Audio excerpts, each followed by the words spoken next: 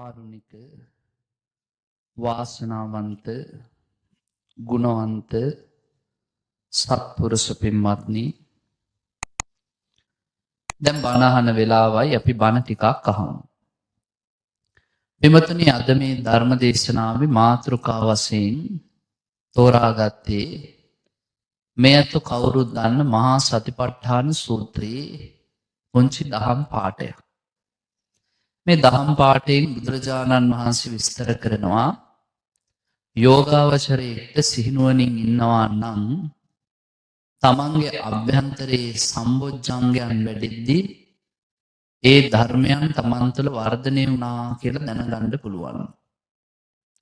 සිහිනුවණින් ඉන්න කෙනාට ඒවා වර්ධනය වෙන්නේ නැත්නම් වර්ධනය වුණේ නැහැ කියන එකක් දැනගන්න පුළුවන්. අද දවසේ සූදානම බලාපොරොත්තුව ධම්ම විචය සම්බොජ්ජංගය පිළිබඳව මේ දේශනාව ශ්‍රවණය කරන්නට.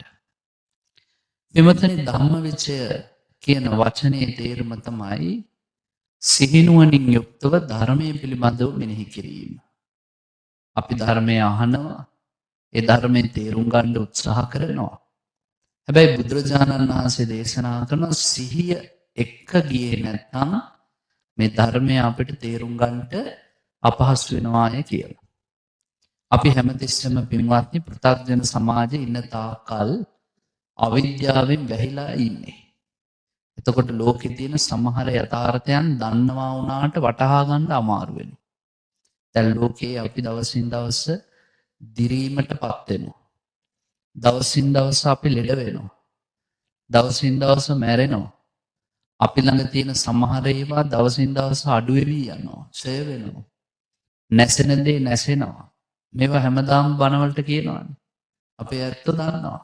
අපි බණ කියන්න පටන් ගද්දිම ඔළුව වන්නනවා, "ඔව් ස්වාමීන් වහන්සේ අපි දන්නවා" කියලා. හැබැයි දන්න මිනිස්සු එතනින් එහාට කල්පනා කරන්නේ නැහැ. ඇයි? මිනිස්සු සතුටින් සැපෙන් හොඳින් ඉඳිද්දි මිනිස්සුන්ට ධර්මය අමතක වෙනවා. බුදුරජාණන් වහන්සේ පින්වත්නි අපිට පෙන්නලා දෙනවා මේ ලෝකේ හැම කෙනෙක්ම ඔය කාරණා දන්නවා වුණා ගැඹුරින් ඔය පිළිබඳව හිතන්නේ නැහැ කියලා. දැන් තමන්ගේ ජීවිතේට කාරණයක් වෙනකම් පින්වත්නි ගොඩ දිනෙක ඒ පිළිබඳව කල්පනා කරන්නේ නැහැ. අපි හිතමුකෝ මේ ලෝකේ යම් කිසි දෙයක් තියෙනවා පිළිකුල් සහගතයි. පිළිකුල් සහගත නිසා අපිට ඉපදෙන්නේ පිළිකුල් සංඥාව. උදාහරණයක් කිව්වොත් කෙල කියන්නේ අපවිත්‍ර දෙයක්. අපවිත්‍ර පිළිකුල් කෙල නිසා අපිට ඇති වෙන්නේ පිළිකුල් සංඥාව. අපි කැමති නැහැනේ කාගේවත් කෙල අපේ ඇඟේ වදිනවට. අපි ගන්න ආහාරයට කෙල මිශ්‍ර වෙනවට අපි කැමති නැහැ. හැබැයි එහෙම පිළිකුල් වෙන කෙල අපි කැමතිම කෙනෙක්ගේ නම් අපිට අර පිළිකුල් සංඥාව මතුවෙන්නේ නැහැ. පුංචි කාලේ මම දැකලා තියෙනවා ඔය පුංචි දරුවෝ අවුරුදු 2 අය අම්මලා තාත්තලාගේ මූණවල වල කෙල අතුල්ලනවා. අර විවිධ සද්ද දාගෙන මූණේ හැමතැනම කෙල අතුල්ලනවා. කෙල පිළිකුල් වුණාට අම්මා තාත්තා ළමයා උස්සල විසි කරනවද? මේක මගේ මූණේ කෙල ගෑවා කියලා. නෑ, තව ටිකක් දීගෙන ඉන්නවා, තව ගාපන් කියලා. ඇයි ඒ? පිළිකුල් දේ තමන් ආශා කරන කෙනෙක්ගේ වුණාම පිළිකුල් සංඥාව මතුවෙන්නේ නෑ. තරුණ කාලේ කෙල්ලෝ කොල්ලෝ සිප වැළඳ ගන්නවා, ඉඹිනවා. ඒ වෙලාවට ඉතින් කෙල ගෑවෙනවා. කෙල ගෑවනම කියන්නේ නෑනේ ඊයා මගේ මුනේ කෙල ගෑවා කියලා. එතකොට තව ටිකක් දීගෙන ඉන්නවා ගාන්න කියලා. ඇයි ඒ? තමන් ආශා කරන කෙනෙක්ගේ පිළිකුල් සහගත දේ වුණා පිළිකුලක් බවට පත් වෙන්නේ නැහැ. අර අවිද්‍යාවෙන් යටවීම නිසා ඕක තමයි යථාර්ථය. නිසා බුදුරජාණන් වහන්සේ දේශනා කරනවා බණ කොච්චර ඇහුවත්, බණ කොච්චර දැනගෙන හිටියත් වැඩක් නැහැ. යථාර්ථවාදීව නුවණින් විමසා ගන්නට බැරි නම්, යෝනිසෝ මනසිකාරය කියන එක ඔබේ හිත තුළ ඇති කර ගන්නට බැරි නම් කොච්චර බණ ඇහුවත් පින්වත්නි වැඩක් නැහැ කියනවා. ඉතින් මේ ධම්මවිචය සම්බොජ්ජංගයේදී බුදුරජාණන් වහන්සේ අපෙන් බලාපොරොත්තු වෙන්නේ ධර්මයේ පිළිබඳව නුවණින් විමසීම. එහෙම නැත්නම් සතර සතිපට්ඨානය පිළිබඳව නුවණින් විමසීම.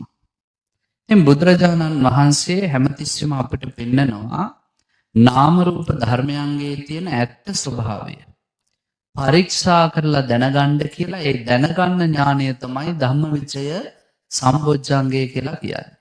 දැන් අපිට තියෙනවා පංචස්කන්ධය. ඒ බණ කියද්දී හැමතිස්සෙම කියනවා රූප වේදනා සංඥා සංකාර විඥාන කියලා. මේක අපි කවුරුත් දන්නවා. මේවායේ එකතුවක්නේ ශරීරය කියලා කියන්නේ. දැන් එකට ගත්තාම ශරීරය හරි ලස්සන වුණාට මේවා බෙද බෙද බලපුවම ගන්න දෙයක් නැහැ. හරියට ගත්තොත් කාර් එකක් ගේ ඉස්සරහ නවත්තලා තියෙද්දි එකට තියෙද්දි කාර් එක. කවුරු හරි කෙනෙක් ඇවිල්ලා මේකේ කෑලි කෑලි ගැලෙව්වොත් රබර් ටික එක ගොඩකට දානවා, වීදුරු ටික එක ගොඩකට දානවා, යකඩ ටික එක ගොඩකට දානවා, ප්ලාස්ටික් ටික එක ගොඩකට දානවා. දැන් වාහනයක් තියනවද? නෑ. බුදුහාමුදුරු කියනවා නුවණින් දකින්න කියනවා මේවා කඩ කඩ. එතකොට රූප වේදනා සංඥා සංකාර විඥාන කියන පංචස්කන්ධය අපිට බෙදන්න පුළුවන් නාම සහ රූප වශයෙන්. රූප කියන කොටට රූපය අයිති වෙනවා. ඉතුරු සංඥා සංකාර විඥාන කියන කොටස වේදනාවත් එක්ක ඒ ටිකට අපි කියනවා නාම කියලා. බුදුරජාණන් වහන්සේ දේශනා කරනවා මෙන්න මේ නාම රූප ධර්මයන්ගේ ඇති තතු හොය හොය මිනිස්සෙට පුළුවන් නම් යථාර්ථය මතු කරගන්න අන්න ඒක තමයි ධම්මවිචය සම්බොජ්ජංගයෙන් කරන්නේ කියලා. එමතුනි නාම රූප ධර්මයන් විදර්ශනාව වශයෙන් මෙනෙහි කරන වාරයක් පාසා අපිට නාම රූප අරමුණු වල ඇතුලේ තියෙන විශේෂයෙන් ප්‍රකටව පවතින ස්වභාව ලක්ෂණයන් අඳුරගන්න පුළුවන්. ඒ කියන්නේ නාම රූප ධර්මයන් මොන ආකාරද කියලා අඳුරගන්න පුළුවන්. ඔබ ඊටමත් විමසිල්ලෙන් බලනවා. උඩින් පල්ලෙන් බැලුවා කියලා හරියන්නේ නෑ. ගැඹුරින් බලන්න ඕන. ගැඹුරින් බලද්දී අපිට පේනවා ඒ නාම රූප උපදින්නේ කොහොමද කියලා. ඔන්න පළවෙනි එක. ඇතිවීම කියන එක, උපාද කියන එක පේන්න පටන් ගන්නවා. නාම රූප ධර්මයන් හටගන්නේ කොහොමද කියලා පේනවා පළවෙනි මේක. ඊළඟට මොකද වෙන්නේ? දෙවැනියට පේනවා නාම රූප ධර්මයන් හටගත්තාට පස්සේ උපන් වහාම නිරුද්ධ වෙනවා කියලා. නැතිවීම. භංග කියන ස්වરૂපය පේන්න පටන් ගන්නවා. උපාද භංග. ඇතිවීමත් නැතිවීමත් පේනවා. ඒ දෙක අතර පැවතීමත් තිති කියන ස්වરૂපයක් පේන්න පටන් ගන්නවා. හොඳට විමසිල්ලෙන් බලද්දී බුදුරජාණන් වහන්සේ කියනවා නාම රූප ධර්ම වල පැවතීමත් තේරුම් ගන්න පුළුවන් කියලා. එහෙම බලාගෙන යද්දී අවබෝධයෙන් යුක්තව කරුණු කාරණා තේරුම් ගද්දී මිනිස්සුන්ට පේනවා මේ කිසිම නාම රූප ධර්මයක් නොවෙනස්ව පවත්වාගෙන යන්න බෑ. ක්ෂණයක් පාසාම වෙනස් වෙනවා. ඇයි පිල්ලමක් ගහන වාරයක් ගානෙම වෙනස් වෙනවා. හුස්මක් ගානෙම වෙනස් වෙනවා. අන්නේ වෙනස් වීමට අපි දෙන නම මොකද්ද ධර්මයේ තුල? අනිත්‍යයි කියන එක. බුදුරජාණන් වහන්සේගේ ධර්මයේ තියෙන මූලිකම ලක්ෂණය. ඔන්න විමසිල්ලෙන් බලද්දි ධර්මයේ දිහා ඔයයන්ට තේරෙනවලු මේ නාම රූප ධර්මයන් නිතරම වෙනස් වෙනවා, අනිත්‍යයි. ඊළඟට තවදුරටත් ධර්මය ගැන හොයද්දී ඔයයන්ට පේනවා නාම රූප ධර්මයන් නොහොඳ නරක දුක් පීඩා උපදවන ආකාරය. ඒ කියන්නේ මේවැ කිසිම ගත යුත්තක් නැහැ. හොඳ කියලා පැත්තක් නැහැ. තියෙන්නෙම නොහොඳ නරක දුක් පීඩා. ඒ කියන්නේ දුක්ඛ ස්වභාවය තේරෙන්න පටන් ගන්නවා. ඉස්සලම තේරුණා අනිත්‍ය ස්වභාවය. ඊළඟට තේරුණා දුක්ඛ ස්වභාවය. බුදුහාමුදුරුවෝ පින්වත්නි දේශනා කරනවා අපිට දුක්ඛෝ ලෝකේ පතිට්ඨිතෝ. මේ ලෝකේ පිහිටලා තියෙන මොකක් මතද? දුක මත. හොඳින් ඉන්න තාක්කල් ලෝක තේරෙනවා. මිනිසුන්ට ටික හරි තේරෙනවා දුකයි කියලා. පෘථග්ජන මට්ටමේ ඉන්න තාක්කල් පින්වත්නි ගිහි පැවිදි අපි ඔක්කොම කරන්නේ මොකද්ද? දුක් විඳිනවා. හැබැයි අපි ලෝකෙට පෙන්නනවා සැපයි කියලා. මිනිසුන්ගේ ස්වභාවය ඕකනේ. සැපයි කිය සැපට දුක් විඳිනවා ලෝකයට හොරේ. ඇත්ත ස්වභාවය ඕකයි. බුදුහාමුදුරුවෝ කියනවා නුවණින් විමසද්දී ධර්මය ඔබට පේනවලු බින්වත්නි මේ ලෝකයේ දුකක් කියලා. අන්න දුක්ඛ ස්වභාවය තේරුම් ගත්තා. තවදුරටත් ඔබ හොයනවා ධර්මයේ ගැන. හොයාගෙන යද්දී ඔයයන්ට තේරෙනවා මම කියලා ගන්න පුළුවන් කිසිම දෙයක් මේ ලෝකේ නැහැ. අනාත්ම ස්වરૂපය තේරෙන්න පටන් ගන්නවා.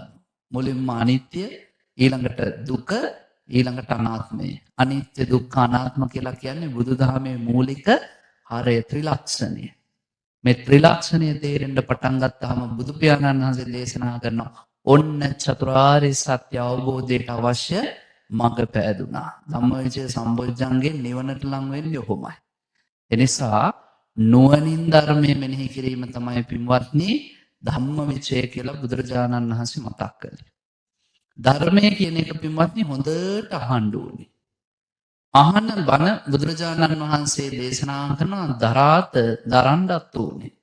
ඔයත්තන්ගේ මතකේ තියාගන්න ඕනේ. හැබැයි බණ අහලා ඒව හොඳට තේරුණාට පස්සේ මතකේ තියාගෙන නිකන් හිටියට හරියන්නේ නෑ. මොකද කරන්න ඕනේ? චරාතය යන ජීවිතේ හැඩගස්වා ගන්න ඕනේ. අපි ධර්මයේ දරා ගන්න නම් අපිට තියෙන්න ඕනේ යෝනිසෝ මනසිකාරය. අහපුවම හිතෙන් ගලපලා බලන්න ඕනේ මේක මට ගැලපෙනවද? මේක ධර්මයට ගැලපෙනවද? ලෝක ධර්මතාවයන්ට අනුව මේවා නිවැරදිද? එහෙම ගැලපෙනවා නම් බුදුහාමුදුරුවෝ කියන සිහිනුවණින් යුක්තව ඒවා ගලපා ගන්න. ඊළඟට යෝනිසෝ මනසිකාරයෙන් ගලපා ගත්තට පස්සේ මොකද කිව්වේ? ධම්මානුධම්ම ප්‍රතිපදාව. ඒවා ක්‍රියාවට නංවන්න ඕනේ. ජීවිතේ වෙනස් කර ගැනීමේ දැඩි අධිෂ්ඨානයෙන් ඉදිරියට යන්න ඕනේ කියලා. ඉතින් මේ ධම්මවිජය සම්බොජ්ජංගය ගැන කතා කරන ලෞතර බුදුරජාණන් වහන්සේ අපිට පෙන්නනවා මහණෙනි ධම්මවිජය සම්බොජ්ජංගේ ඉපදවීමට යෝනිසෝ මනසිකාරය විතරක් තිබ්බට මදි. දැන් මං කියවනේ සිහියෙන් යුක්තවයි මේක කරන්න ඕනේ කියලා. හැබැයි ඕක විතරක් තිබ්බා කියලා ඔයයන්ට ධර්මයේ ගැඹුරින් විශ්සන්න හරි පුළුවන් වෙන්නේ නැහැ. තියෙන්න ඕනේ කරුණු හතක්. මේ ධර්ම දේශනාව තුළ මම කාලයේ තියෙන හැටියට ඔයයන්ට ඒ කරුණු හත කියලා දෙන්න. ඔයයන්ට පුළුවන් විදිහට ඒ කාරණා ජීවිතයට එකතු කරගන්න ඕනේ. පින්වත්නි පළවෙනිම එක තමයි බුදුරජාණන් වහන්සේ දේශනා කරනවා ඔබ ධම්මවිචය මතු කරගන්න බලාපොරොත්තු වෙනවා නම් මේ ධර්මයේ ගැඹුරින් මෙනෙහි කරන්න අවබෝධ කරන්න බලාපොරොත්තු වෙනවා නම් ඔබ ළඟ තියෙන්න ඕනේ පළවෙනිම ධර්මතාවයලු පරිපුච්ඡ කතා. පරිපුච්ඡ කතා කියලා කිව්වේ ඔබ ධර්මය ගැන ප්‍රශ්න කරන්න ඕනේ. නිකන් කියන හැම එකටම ඔළුව වනවන්නේ ඉඳලා හරියන්නේ නෑ. සමහර වෙලාවට අපි දැකලා තියෙනවා උපාසකම්මල බණ කිව්වහම හරි ෂෝක් බණ ටික කියලා නැගිටලා යනවා. කවුරු හරි ගෙදර ගියාම අහපුවම කොහොමද බණ නම් හොඳයි කියනවා. මොනවා ගැනද කිව්වේ? ඒක නම් මතක නැහැ කියනවා. මොනවා කිව්වද කියලා දන්නේ නැහැ. බුදුහාමුදුරු කියන එහෙම බෑ. ධර්මයේ හොඳට ඇහුවට පස්සේ Tamanට ප්‍රශ්න ඇති වෙනවා නම් යම්කිසි තැනක විශේෂයෙන් ගැඹුරු දහම් කොටස් ගැන බුදුරජාණන් වහන්සේ ඔබට කියනවා නැවත නැවත ප්‍රශ්න කර කර ගැටලුව විසඳ ගන්න කියලා. නැත්තම් කවදාවත් උත්තර හම්බ වෙන්නේ නැහැ. ඉස්කෝලේත් එහෙමනේ. කිසියම් ළමයට පාඩමක් තේරෙන්නේ නැත්නම් හොඳ ගුරුවරයෙක්ගේ වගකීම මොකක්ද? 10-12 වතාවක් හරි පුතේ අහන්න. තේරෙනකම් මං කියලා දෙන්න.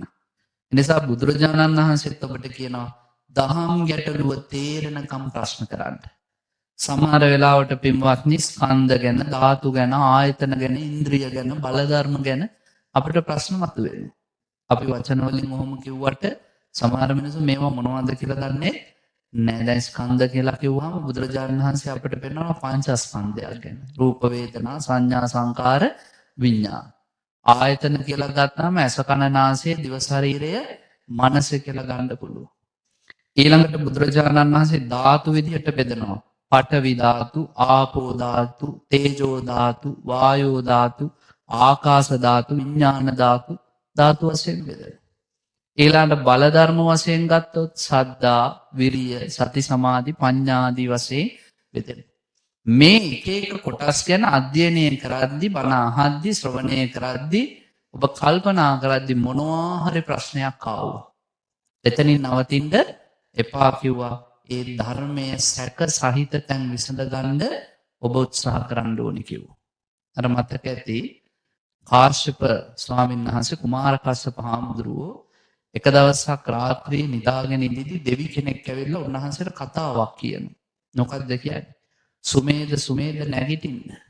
උදැල්ල ගන්න. බ්‍රාහ්මණයා මෙහෙම කියනවා. උදැල්ල අරගෙන හාරන්න. මොකද්ද හාරන්න ඕනේ? තුඹස. තුඹසක් තියෙනවා රැට දුම් දානවා දවල්ට ගිනි ගන්නවා. මේක හාරන්න. හාරගෙන යද්දී උඹට හම්බ වෙයි දෙමන් හන්දියක්. ඒ දෙමන් හන්දිය ගලවලා පැත්තකින් තියන්න. ඊට පස්සේ ඉබ්බෙක් හම්බ වෙයි. ඉබ්බත් තරම් පැත්තකින් තියන්න. ඊට පස්සේ පැම්පෙරහනක් හම්බ වෙයි. ඒකත් පැත්තකින් තියන්න. මස් කපන කොටේකුයි කැත්තකුයි හම්බ වෙයි. ඒකත් පැත්තකින් තියන්න. ඕම හාරගෙන යද්දී අන්තිමට ණයෙක් ඉඳී පෙනේ පුප්පගෙන ඒකාව පැත්තකින් තියන්න එපා. ඒකට දන ගහලා වඳින්න. කුමාරකස්සප හාමුදුරුවෝ මොකද්ද මේ කතාවේ තේරුම? තේරුම හෙට උදේ ගිහලා බුදුහාමුදුරන්ගෙන් අහන්න කිව්වා. මේ ලෝකෙ වෙන කාටවත් ওই ප්‍රශ්නෙට උත්තර දෙන්න බෑ කිව්වා. දැන් ඔය නැත්තන්ට ඔය වගේ කතාවක් කවුරු හරි දෙයියෙක් හරි කවුරු හරි කිව්වොත් මොකද වෙන්නේ? පව්වෙන්දට යනවා කොහේ හරි ඉන්න සාත්‍රකාරයෙක් හොයාගෙන. මම මෙහෙම නරක හීනයක් දැක්ක මොකද උනේ? නයිත් දැක්ක, ඉබ්බොත් දැක්ක, ගිම්බොත් දැක්ක මොකක් වෙයිද දන්නේ නැහැ කියලා. කුමාරකස්සප හාමුදුරුවෝ පහුවෙන්ද උදේම බුදුහාමුදුරන්ගෙන් ගිහිල්ලා ඇහුවා. බුදුරජාණන් වහන්සේ දේශනා කළ කුමාරකස්සපෝක වටිනා හීනයක්. සුමේද කියලා කිව්වේ නුවණ තියෙන මිනිහන්ට. බ්‍රාහ්මණයා කිව්වේ බුදුහාමුදුරුවන්ට. බුදුහාමුදුරුවෝ කියනවලු නුවණ තියෙන මිනිසුන් නැගිටින්න දැන් අවදි වෙන්න උත්සාහවන්ත වෙන්න. ගන්ධ උදැල්ල. උදැල්ල කියලා කිව්වේ වීරිය ප්‍රඥාව. යොදාගෙන හාරන්න තුඹස. තුඹස කිව්වේ මොකද්ද? මේ අපේ ශරීරේ. බම්බයක් පමණ වෙච්ච ශරීරේ තමයි නිවන කියන එක. ඉතින් මේක බිමුවත්නි දවල්ට ගිනි ගන්නවා. අපි කොච්චර දේවල් කරන්න ඕනද? එහෙට මෙහෙට ගෙනියන්න ඕනේ, කණ්ඩ දෙන්න ඕනේ, වතුර දෙන්න ඕනේ, මහන්සියලාවට නිදි කරන්න ඕනේ, වෙහෙස මහන්සි වුණාම විවේක දෙන්න ඕනේ. දවල්ට ගිනි ගන්නවා අරමුණු ඔස්සේ දැවෙනවා. රැයට මොකද වෙන්නේ? රැයට නිවෙනවද? නිවෙන්නේ නැහැ. රැයට හිමීට සද්ද නැතුව හිටියට දුම් දානවා. කොහොමද දුම් දාන්නේ? හෙට මොනවාද කන්නේ? හෙට යන්නේ කොහොමද? පෙට්‍රල් හොයාගන්නේ කොහොමද? ළමයින්ට කණ්ඩ දෙන්නේ කොහොමද? කිරිපිටි බෝඩ් මේ කොහොමද ඉන්නේ? ඕවා අනාගතය ගැන අභිලාෂයන් ගොඩනගනග හිතනවා. එනිසා රැටත් දුම් දානවා. හාරගෙන යද්දි හම්බ වෙයි කිව්ව එක එක දේවල්. විචිකිච්ඡාව, පංචස්කන්ධ, ඊළඟට ජීවිතයේ යථාබෝධය, මේවා නාම රූප ස්වභාවය, මේවා ඔක්කොම අයින් කර කර ගියාම අන්තිමට නාගයා කියලා කිව්වේ රහතන් වහන්සේ. එතනින් නවතින්න කිව්වා. මෙන්න මේ වගේ ගැටලු වෙන තැන්වලදී බුදුරජාණන් වහන්සේ දේශනා කරනවා ධර්මයත් එක්කම ඉන්න. ධර්මයෙන් පිටපයින් යන්න එපා. එහෙනම් ධම්මවිචය මතු කරගන්න පළවෙනිම එක මොකක්ද?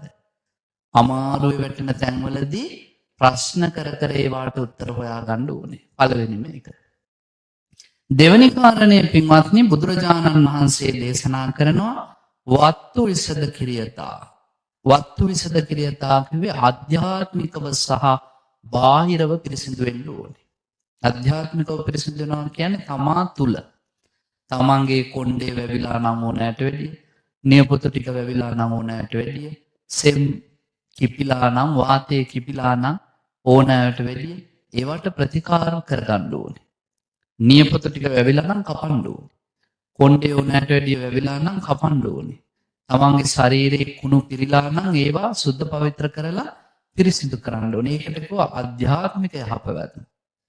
ඊළඟට බුදුරජාණන් වහන්සේ දේශනා කරනවා බාහිරවත් කිලිටි වෙන අය නාදින ඇඳුම් පැළඳුම් වලින් ඒවත් පිරිසිදු කරගන්න ඕනේ. එතකොට මේ විදිහට අධ්‍යාත්මයයි බාහිරයි දෙකම පිරිසිදු කරගත්තට පස්සේ කෙනෙක්ට පුළුවන් උතුම් නිවන් මාර්ගයේ ගමන් කරන්න. එතකොට මේ පිරිසිදු වීම තුළ ඥානයත් පිරිසිදු වෙන්න පටන් ගන්නවා. ඉස්සර බුදුහාමුදුරන්ගේ කාලේ සමහරව හිටියා අපිරිසිදු වීම තුළින් ඥානය මතු කරගන්න පුළුවන් කියලා. දැන් ඉන්දියාවේ ගිය උපාසකම්මලා දැකලා ඇති දඹදිව ගියාම සමහර ඉන්නවා කොණ්ඩ වවාගෙන කැරලි ගහගෙන. සමහර ඉන්නවා මහා දිගට නියපොතු වවාගෙන නාන්නේ නැහැ. පරණ කඩමලු රෙදි ඇඳගෙන මහා අපිරිසිදු විදියට. විමුක්තිය ලැබෙනවා කියලා මායාවක රැවටිලා. බුදුරජාණන් වහන්සේ දේශනා කරනවා ගැඹුරු ධර්මයක් නුවණින් දකින්න නම් ඉස්සෙල්ලා මිනිසයෝ වෙන්න ඕනේ. මනුෂ්‍ය ස්වරූපයෙන් ඉන්නේ නැතුව තමන්ගේ ශරීරයේ වා පිත් සෙම් කිපෙන මට්ටමට ශරීරය අපවිත්‍ර වුණොත් මොකද වෙන්නේ? මේ උතුම් ධර්මය අවබෝධ කර ගැනීම මගකදී නවත්තන්න වෙනවා. ඒ මිනිහා ලෙඩ ගොඩක් වෙනවා නේ අපිරිසුදුකම නිසා. එහෙනම් දෙවනි කාරණේ කිව්වා ආධ්‍යාත්මික සහ බාහිරව පිරිසිදු වෙන්න. පින්වත්නි බුදුරජාණන් වහන්සේගේ කාලේ හිටියා යාළුවෝ දෙන්නේ සේනිය සහ පුන්න කියලා. මේ සේනිය කියලා කියන්නේ සුනක වෘත සමාදන් වෙච්ච කෙනෙක්. ඊළඟට පුන්න කියලා කිව්වේ ගෝ වෘතය ගවයෙක් වගේ ජීවත් වෙච්ච කෙනෙක්. ඉන්දියාවේ අදටත් ඉන්නවා. බුදුහාමුදුරන්ගේ කාලෙත් හිටියා. ඒගොල්ලෝ කන්නේ බොන්නේ ඇවිදින්නේ කරන්නේ ලගින්නේ ඔක්කොම ඒ අදාළ වෘතයට සම්බන්ධ සතාවක්. ඉතින් බුදුහාමුදුරන්ගේ කාලේ මේ සේනියයි පුන්නයි දෙන්න බුදුහාමුදුරු මුණ ගැහෙන්න එනවා. සේනිය මොකද කරන්නේ? බුදුරජාණන් වහන්සේ ළඟට ඇවිල්ලා වට දෙක තුනක් කරකිලා බුදුරජාණන් වහන්සේට වැඳලා ඉව කරලා බිම බල්ලෙක් වගේ ලගිනවා. පුන්න කරන්නේ හරකෙක් වගේ බුදුරජාණන් වහන්සේ ඉස්සරහා läගලා ඉන්න. දැන් පුන්න කියනවා බුදුහාමුදුරනේ අපි දෙන්න දීර්ඝ කාලයක ඉඳන් මේ වෘත සමාදන් වෙලා මෙයා සුනක වෘත මං ගෝ වෘත. ඉතින් අපිට දැන් මේ වෘතය තුලින්ම තමයි සුගතියකට යන්න පුළුවන්. අපි මේ වෘතය සමාදන් වෙන්නේ කවදා හරි මරුණට පස්සේ සුගතියකට යන්න. ඒ පාර අහනවා සේනිය බුදුහාමුදුරනේ මං මේ වෘතය අවුරුදු ගාණක් සමාදන් වෙලා මැරෙනකම් මේ වෘතය කරලා කොහේ ගිහිල්ලා උපදීද? මගේ පරලෝකේ කොහොම වෙයිද? බුදුරජාණන් වහන්සේ කියනවා සේනිය ඒ ප්‍රශ්නේ ඔහෙ තිබ්බාවේ අහන්න එපා කියලා. දෙවෙනි පාරත් කියනවා නෑ ඉතින් මට කියන්නකො මං කොහේ ආයිද? බුදුහාමුදුරු කියනවා ප්‍රශ්නේ පැත්තකින් තියලා නිකන් ඉන්න අහන්න එපා. තුන්වෙනි පාරත් අහනවා බුදුහාමුදුරනේ අනේ කියන්නකෝ කියලා. එතකොට කියනවා මම දැන් කිව්වා තුන් පාරක් අහන්න එපා කියලා. හැබැයි ඉතින් උඹලා අහන නිසා මට උත්තර නොදෙන්න බෑ. ඒ නිසා මං කියන්නම් සේනිය උඹ මැරිලා කොහෙවත් යන්නේ නෑ බැල්ලියක කුසේ බල්ලෙක් වෙලාම උපදිනවා කිව්වා. බලුආත්මකවයි උපදින්නේ කිව්වා. සේනිය ඇඬුවා හොගාලා. බුදුහාමුදුරුවෝ ඕකනේ මං අහන්න එපා කිව්වේ. හිත නොහොද වෙන නිසා තමයි අහන්න එපා කිව්වේ. නුඹ කියන්නමයි කියලා කියපු නිසායි මම කිව්වේ නුඹ බල්ලෙක් වෙනවාමයි කියලා. ඒ පාර ඇහුවා බුදුහාමුදුරුවනේ ඇයි එහෙම කියන්නේ? බුදුහාමුදුරුවෝ කියනවා සේනිය නුඹ ජීවතුන් අතර ඉන්නකම් සමාදන් වෙන්නේ බලුවතක් නම් නුඹ ජීවතුන් අතර ඉන්නකම් වඩන්නේ බලු සිල් නම් නුඹ ජීවතුන් අතර ඉන්නකම් වඩන්නේ බලු සිතක් නම් උඹ ජීවතුන් අතර ඉන්නකම් ගන්නේ බලු වෙස් නම් උඹ මරණින් මත්තේ බල්ලෙක්මයි. අපි සමහර මිනිස්සු පෙරේතකම් කරද්දි කියනන්නේ උඹ නම් පෙරේතෙක් වෙනවමයි කියලා. අන්න බලන්න. මිනිස්සු දිගින් දිගටම පුරුදු පුහුණු කරන දේ අනුව නැවත සංසාරේ උපාදාන රැස් කිරීම තුල භවය සකස් වෙනවා. බුදුරජාණන් වහන්සේ අපිට ඒකයි යම් කිසි දෙයකට දැඩි වාසනා තණ්හාව. තණ්හාව වැඩි වෙන්න අල්ලා ගැනීමක් උපාදානයක්. උපාදාන රැස් වුනහම ඒ අනුව භවය සකස් වේ. උපාදාන පත්‍ය භව. භවය සකස් වුණාට පස්සේ ඉපදෙනවා ජාති. කොහේ හරි ඉන්න සුනක දේනුවකගේ කුසේ බලුකුක් එක්කෙනවා. ඊට පස්සේ මොකද වෙන්නේ? ජරා මරණ ශෝක පරිදේව අර ලෝකයේ උරුම දුක් ටික එහෙමම අයිති වෙනවා. එනිසා බුදුහාමුදුරුවෝ කියනවා දෙවනි කාරණය තමයි ධම්මවිචය මතු කරගන්න නම් ආධ්‍යාත්මිකව සහ බාහිරව පිරිසිදු වෙන්න ඕනේ. ඔය යෝගාවචර ස්වාමීන් වහන්සේලාට පින්වත්නි ආරණ්‍යගත විදිද්දි බුදුහාමුදුරුවෝ උපදෙස් දෙනවා මාස දෙක තුනකට සැරයක්වත් බඩවිර එක කරන්න කියලා. ඇයි? උන්වහන්සේලාගේ ශරීරයේ තියෙන අහිතකර දේවල් පිට කරන්න රුධිර ධාතුව පිරිසිදු කරගන්න. එතකොට උන්වහන්සේලාට හුස්ම ගන්න ලේසි. ආහාර ජීර්ණයට ලේසි. ඉඳගත්තාම උන්වහන්සේලාගේ ශරීර සැහැල්ලුයි භාවනාව වඩන්න පුළුවන්. ප්‍රඥාව තීර්ව කර ගැනීමේ ක්‍රමයක් විදිහට තමයි කියන්නේ මහණෙනි ආධ්‍යාත්මිකවත් බාහිරවත් පිරිසිදු වෙන්න. ඒවා ගිහියන්ට කරන්න බැරිද? ගිහියන්ටත් අදාළයි යෝගාවචරයට විතරක් නෙමෙයි. අඳින ඇඳුම් ටික පිරිසිදුව ලස්සනට අඳින්න. ඊළඟට කොණ්ඩේ කොටට කපන්න. නියපොතු ටික හරිය ලස්සනට සුද්ධ පවිත්‍ර කරන්න. දවසට දෙපාරක් තුන් පාරක් ශරීරේ නවදොර පිරිසිදු කරගන්න. මේ ජීවිත කාලය තුළ ලස්සනට ඉන්න. බුදුහාමුදුරුවන්ට සේකියාවල කිව්වේ ওই ටික. ලස්සනට ජීවත් වෙන්න ක්‍රම. ඒ තුලින් ප්‍රඥාවට අවශ්‍ය මාර්ගයේ පාද ගන්න පුළුවන් කියලා කිව්වා. ඊළඟට පින්වත්නි මේ ධම්මවිචය සම්බොජ්ජංගය සම්පූර්ණ කරගන්න ඕනේ කරන තුන්වෙනි කාරණය තමයි ඉන්ද්‍රිය සමත්ත පටිපාදනතා. ඒ කිව්වේ ඉන්ද්‍රිය ධර්ම පහක් තියෙනවා කියලා මං කිව්වා. මොනවද ඉන්ද්‍රිය ධර්ම පහ? සද්ධා, විරිය, සති, සමාධි, ප්‍රඥා. මේ සද්ධා, විරිය, සති, සමාධි, ප්‍රඥා කියන පහම බුදුරජාණන් වහන්සේ කියනවා සම මට්ටම් වලින් පවත්වාගෙන යන්න. ලෝකෙ ඉන්නවා සමහරු ශ්‍රද්ධාව වැඩි. ප්‍රඥාව නැහැ. එතකොට ශ්‍රද්ධාව වැඩි වෙලා ප්‍රඥාව නැති වුණොත් අපි කියනවා එයා මෝඩයි කියලා. දකින හැමතැනටම පහදිනවා. කවුරු හරි කිව්වොත් අන්න බෝගහක මැද්දේ බුදු රූපයක් මතුවලා කියලා ඒක බලන්නත් යනවා. තව කවුරු හරි කිව්වොත් මම එකපාර වැවක් පිරිත් කරනවා කියලා එතෙන්ටත් යනවා. තව කවුරු හරි කිව්වොත් දේවාරූಢයෙන් සාතර කියනවා බුදුගුණ බලෙන් ලෙඩ හොඳ කරනවා එතෙන්ටත් යනවා. පහදින්න ඕනේ නැති තැනට පහදිනවා මෝඩ ශ්‍රද්ධාව තියෙන කෙනා. බුදුරජාණන් වහන්සේ කියනවා ප්‍රඥාව නැතුව ශ්‍රද්ධාව විතරක් තිබ්බොත් වැඩක් නැහැ. ඒකෙම අනිත් පැත්ත බලන්න පින්වත්. ප්‍රඥාව තියෙනවා ශ්‍රද්ධාව නෑ. යා කවුද වෙන්නේ? අමුමමු කපටියෙක් වෙනවා. එයා කියනවා ආයි අමුතුවෙන් මල් පූජා කරන්න ඕනේ නැහැ. ඉතින් හිත හදාගෙන හිටියාම හරි. සමහර පිරිමි කියනවා අපි නම් අමුතුවෙන් පන්සල් යන්නේ නැහැ, පින් කරන්නේ නැහැ. අපි ගෙදරට වෙලා ඉතින් කාටවත් කරදරයක් නැතුව ජීවත් වෙනවා. ඔන්න අමුමමු කපටි. ශ්‍රද්ධාව නැහැ. බුදුහාමුදුරන්ට වඳින්න ඔළුව නමන්න හිතෙන්නේ නැහැ. සංඝයාට දන් දෙන්න හිතෙන්නේ නැහැ. පිනක් දහමක් කරන්න හිතෙන්නේ නැහැ. ඒගොල්ලෝ තර්කයෙන් ජය ගන්න උත්සාහ කරනවා. බුදුහාමුදුරෝ ඒගොල්ලෝ භයානකයි කියලා කියනවා. ඒගොල්ලෝ හරියට පින්වත්නි බොන බෙහෙත් වලින් ලෙඩ වෙච්ච මිනිස්සු වගේ කියනවා. දැන් සමහරු ඉන්නවා බොන බෙහෙත් නිසා ලෙඩ වෙනවානේ. ඒ වයින් හොඳ කරන්න මිනිස්සු අමාරු. දැන් දියවැඩියාව කියන රෝගයට බෙහෙත් බොනවා. බෙහෙත් බීපුවම පින්වත්නි දියවැඩියාව හොඳ වෙනවා. හැබැයි දියවැඩියාවට බොන බෙහෙත් නිසා වකුගඩු දෙක දිය වෙනවා. දිය වෙලා ඒකෙන් මැරෙනවා. ඒතර බුදුහාඳුර කියපු කාරණේ බලන්නකො බෙහෙත් නිසා ලෙඩක් හැදුනොත් ඒක හොඳ කරන්න අමාරුයි. ඒ වගේ තමයි කියනවා කපටිකම තිබ්බොත් මිනිහෙකුගේ ජීවිතේ ශ්‍රද්ධාව නැතුව ප්‍රඥාව විතරක් තිබ්බොත් ගොඩ ගන්න අමාරුයි කියනවා. මේ දෙකම සමබර වෙන්න ඕනේ. අපේ අනුරාධපුර යුගයේ එක උපාසකම්මා කෙනෙක් හිටියලු හොඳටම ශ්‍රද්ධාව තියෙන. ඒ උපාසකම්මා ශ්‍රද්ධාව අධික වුණාට ප්‍රඥාව මෝරලා නෑ. දවසක් ස්වාමීන් වහන්සේ කිව්වා අම්මේ මම මේ පාර වස්වසන්න යනවා රුහුණේ ප්‍රදේශයට.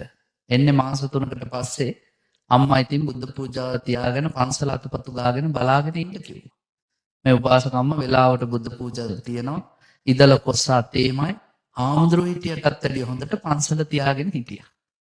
මාස 3ක් වස් සමාදන් වෙච්ච හාමුදුරුවෝ මහා පවාරණයෙන් පවාරණය කරලා කටින පින්කමක් කරලා කටින සිවුරක් පොරවගෙන ආවා පන්සලට. පන්සලට එද්දී අර උපාසකම්මට හරිය සතුටුයි. උඟ දවසකින් හාමුදුරුවෝ දැක්කේ. හාමුදුරුවෝ එද්දී උපාසකම්මා මිදුලා තුක ගායි හිටියේ ශ්‍රද්ධාව වැඩිකමට මොකද කළේ? ඉදලත් තරම් දුරවල ගිහිල්ලා හාමුදුරන්ගේ ඇඟට ඉදල හේතු කරලා වැන්දා. මේ හාමුදුරුවෝ මාස 3කට පස්සේ මේ ගියා. අපිට hina යනවා තමයි. හැබැයි මොකද්ද මේකේ යටි අරුත? ශ්‍රද්ධාව තිබ්බ ප්‍රඥාව තිබ්බේ නැ. තමන් කරන්නේ මොකද්ද කියන එකවත් තමන්ගේ ඔළුවේ තිබ්බේ නැහැ. ශ්‍රද්ධාවේ තියෙනවනේ පින්වත්නි ආකාර දෙකක්. සමහර වෙනවා ආකාරවතී ශ්‍රද්ධා. හේතු කාරණා සහිතව තමයි පහදින්නේ. මේ බුදුහාමුදුරුවෝ ලෝකේ ශ්‍රේෂ්ඨම උත්තමයා. උන්වහන්සේ දෙසා වතුර කෝපයක් පූජා කළත් සංසාරේ කර්මයේ කර්මඵල විශ්වාසයෙන් මට ඒවා ආයි එනවා. බුදුහාමුදුරන්ට මලක් පහනක් පූජා කළත් මට සුගතියකට යන්න පුළුවන්. බුදුහාමුදුරන්ගේ සංඝයා පිදීමට ඉතාමත්ම සුදුසුයි. උන්වහන්සේලා ආහුණෙයයි, පාහුණෙයයි, දක්ඛිනෙයයි, අංජලි කරණීයයි. එනිසා අපි දෙන දාණයට උන්වහන්සේලා සුදුසුයි. අංජලි බැඳ වඳින්න සුදුසුයි. එහෙම හිතලා හේතු ඇතුව පහදින. සමහර වෙනෝකේ අනිත් පැත්ත අමූලිකා ශ්‍රද්ධා. ඒගොල්ලෝ පහදින්නේ පින්වත්නි කිසිම හේතුවක් නැතුව, හෙවිල්ලක් බැලිල්ලක් නැතුව. අල්ලපු ගෙදර කෙනා පන්සල් යනවා නම් එයාත් යනවා. එයා පන්සලකට ගිහිල්ලා සී සමාදන් වෙනවා නම් මෙයාටත් ඕන වෙනවා ඊළඟ මාසෙ ඉඳන් සිල් ගන්න. ඒගොල්ලෝ හාමුදුරුවෝ පස්නමක් ගෙනල්ලා දානෙ දුන්නොත් මෙයා 7 නමකට දෙනවා. ඒගොල්ලෝ සිවුරු පූජා කරත් අපි 8 පිරිකර දෙමු කියනවා. සමහර පන්සල් වලත් එහෙම තියෙනවා. කටින පෙරහැරට ඒගොල්ලෝ අලි දෙන්නෙක් ගෙනවොත් අපි 3 දෙනෙක් ගේමු කියනවා. ඒගොල්ලොන්ගේ නැටුම් කණ්ඩායම් 5යි නම් අපි 10ක් කරමු කියනවා. බලන්නකො මිනිස්සුන්ව මේ තරඟේ නිසා අපායට යවන දේශිය අමූලිකා ශ්‍රද්ධා මුලක් නැහැ. මුලක් නැති වුණොත් මොකද වෙන්නේ? ගහ ටික කාලෙකින් මැරිලා යනවා. බුදුහාමුදුරුවෝ අපිට කිව්වා අමූලිකා ශ්‍රද්ධාවන්තයෝ වෙන්න එපා. බුදුහාමුදුරන්ගේ උපමාව මොකද්ද අමූලිකා ශ්‍රද්ධාවන්තයාට? අන්ධ වේනි පරම්පරාව. අන්ධයෝරයන්ක් පින්වත්නි පෙරහැරක යද්දි මොකද වෙන්නේ? ඒගොල්ලෝ යන්නේ කොහොමද? ඇස් පේන්නේ නැහැ කාගේවත්. ඉස්සරහෙන් යන අන්ධයාගේ කරේ අත තියා ගන්නවා පිටිපස්සේ අන්ධයා. එයාගේ කරේ අත තියා ගන්නවා ඊට පිටිපස්සේ අන්ධයා. ඔක්කොම මෙහෙම අල්ලගෙන යනවා පෙරහැරට. ඉස්සරහෙන් යන කෙනත් යනවා පස්සේ යන කෙනත් යනවා. හැබැයි ආරම්භය කොතනද අවසානය කොතනද කියලා දකින්නේ නෑ. අද ගොඩක් අයට එහෙම වෙලා තියෙනා නේද? පින්කම් කරනවා. කරාට ගොඩාක් කරන්නේ පින්කම් නාමයෙන් ගොංකම්.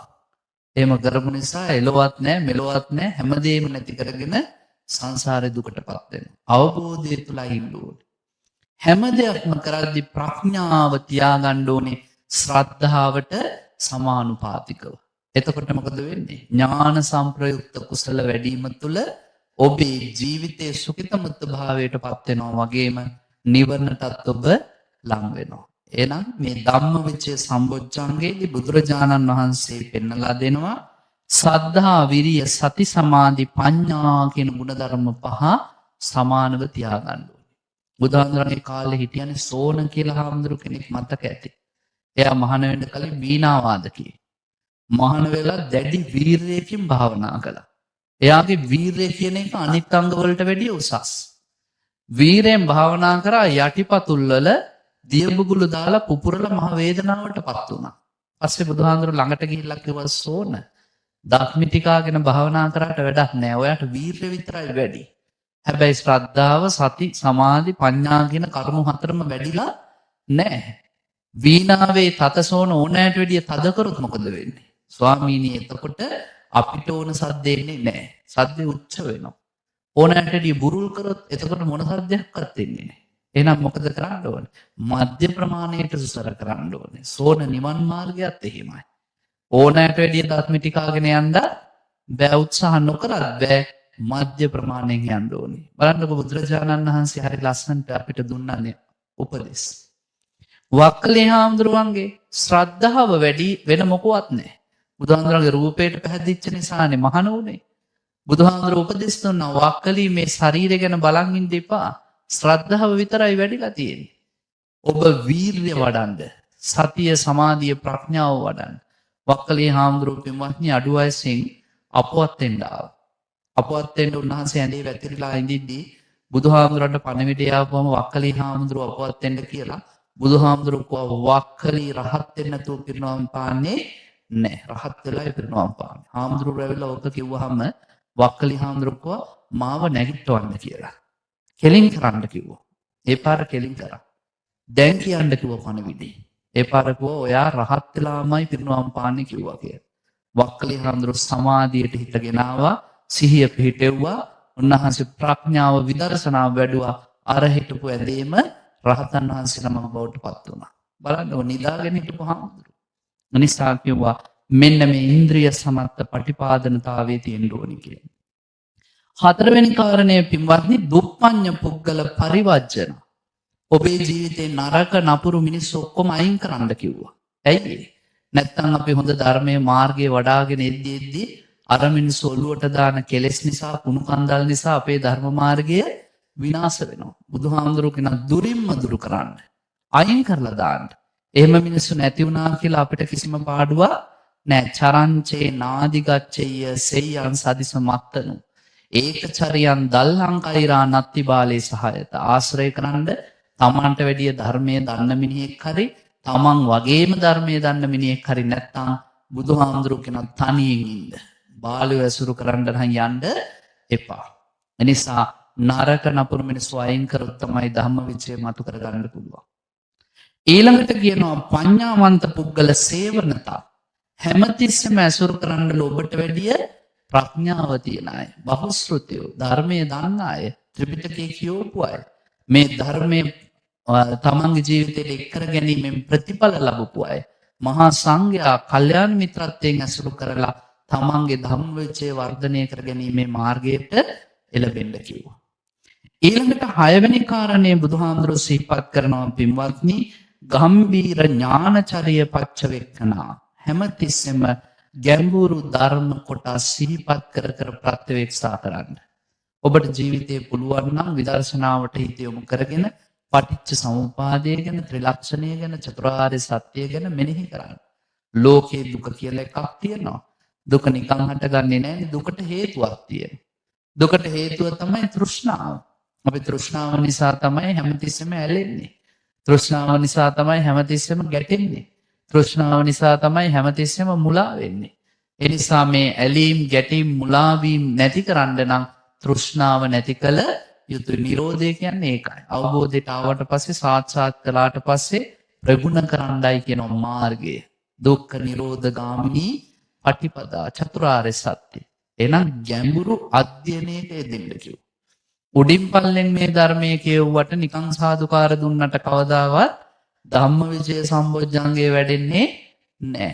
නිකං ඉන්න වෙලාවට නුවණ මෙහෙවන්න කිව්වා. ගැඹුරු දහම් කරුණක් පිළිබඳව තමන්ගේ හිතින්ම අධ්‍යයනය කරන්න කිව්වා. බුදුරජාණන් වහන්සේ බෝධි මූලයේ ඉඳගත්තට පස්සේ කල්පනා කළා මේ ලෝකේ හැමතැනම තියෙන දුකනේ. ජරා මරණ ශෝක පරිදේව දුක්ඛ දෝමනස් පියේහි විප්පයෝග අපියේහි සම්පයෝග ඇයි කියලා බැලුවා.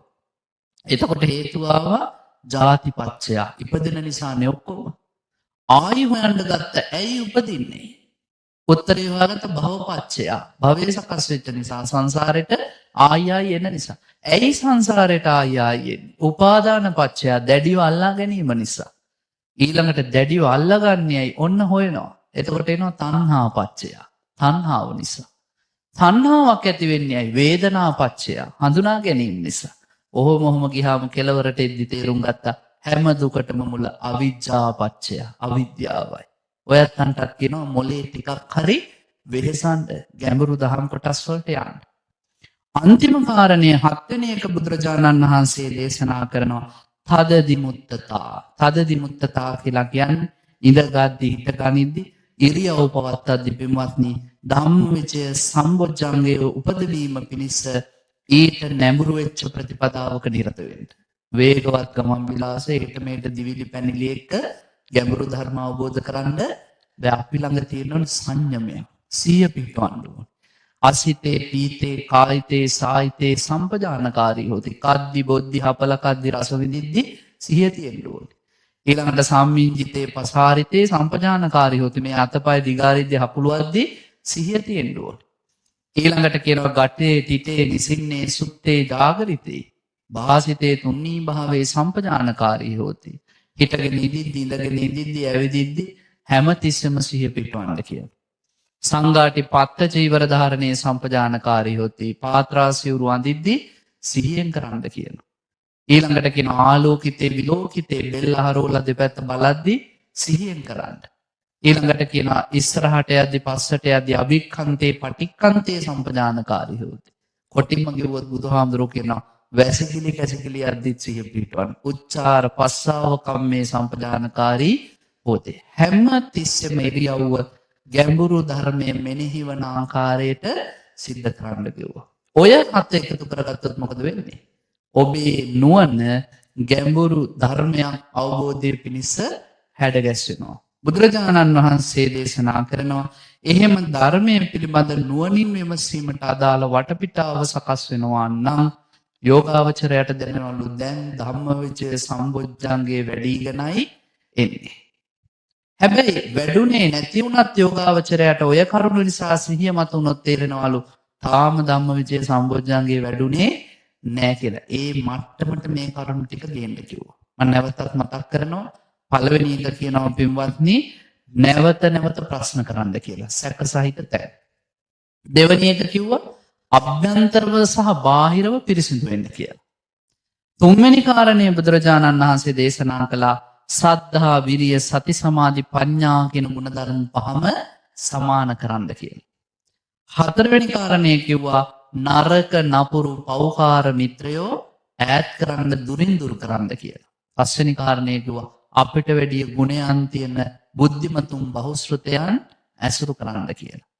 හයවෙනි කාරණය කිව්වා ගම්බීර දහම් කොටස් ගැඹුරින් සිහිපත් කරන්න කියලා. හත්වෙනි කාරණය බුදුරජාණන් වහන්සේ සිහිපත් කරනවා ඉරියව්වලදී සංහිඳීමෙන් යුක්තව ඉරියව්